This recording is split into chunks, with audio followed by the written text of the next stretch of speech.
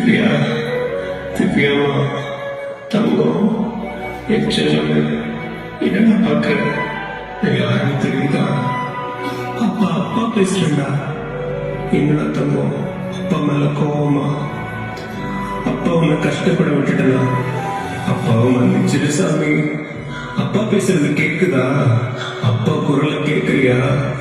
நீ இப்படியும் அப்பா பக்கத்துல இல்லைன்னு ஏங்குறியோ, அதே மாதிரி நானும் பக்கத்துல இருக்க முடியலன்னு ஏங்குறேன்டா. நீயாச்சும் இந்த உலகத்துக்கு வந்ததுக்கு அப்புறம் தான் அப்பா பக்கத்துல இல்லைன்னு ஏங்குற. ஆனா நான் இந்த உலகத்துக்கு வரத்துக்கு முன்னாடியே உன்னை பார்க்கணும், உன்னை கொஞ்சணும், உன்னை தூக்கணும், உன் கூட விளையாடணும், உன் சின்ன சின்ன ஆசைகளை ரசிக்கணும்னு ஆசைப்பட்டேன் சாமி. எல்லாமே ஒரு ஏக்கமாக போயிடுச்சா? அது எல்லாத்தையும் விட நீ அப்பா பேரை சொல்லி கூப்பிடணும்னு நினைச்சேன். அப்போ ஒரே ஒரு வாட்டி பேரை சொல்லி கூப்பிடா, பத்மநாதன் பேரை சொல்லி கூப்பிடு சாமி. அப்பாவுக்கு கேட்காதுன்னு நினைக்கிறியா? நீ பேசுறதோ அப்பாவுக்கு கேட்கும்டா. ஒரே ஒரு வாட்டி கூப்பிடு சாமி. அப்பா பேரை சொல்லி ஒரே ஒரு வாட்டி கூப்பிடு சாமி. அப்பா உயிர் போகும்போது கூட கவலைப்படுறா, அந்த கடவுள்ல கோவப்படுறா. ஆனா இப்போ எப்படியே இப்படி கஷ்டப்பட விட்டுட்டேன்னு அந்த கடவுள் மேலே கோவம் வருது சாமி.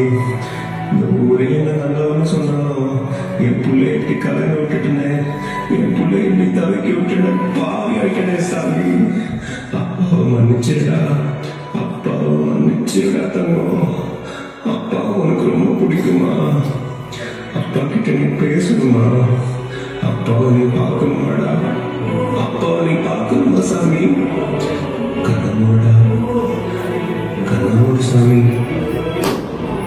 இப்ப பாரு, அப்பாவை நீ பார்க்கணுமா சாமி? கண்ணமோட, கண்ணமோடு சாமி. இப்ப பாரு, அப்பாவை கூடவே தான் இருக்கேன். இந்த கடவுள் நம்மளை பிடிச்சாலும் அப்பா உன்னை விட்டு எங்கேயும் போகல. அப்பா இந்த ரூபத்துல உன் கூடவே இருக்கேன்னா அப்பா கிட்ட வாடா. அப்பா அழுகிறா, அழுகாத சாமி. இங்க பொண்ணாடா, எடுத்துக்கிட்டா தரணும். இதே மாதிரி நீங்க எப்போ சந்தோஷமா இருக்கணும், சிரிச்சுக்கிட்டே இருக்கணும்டா.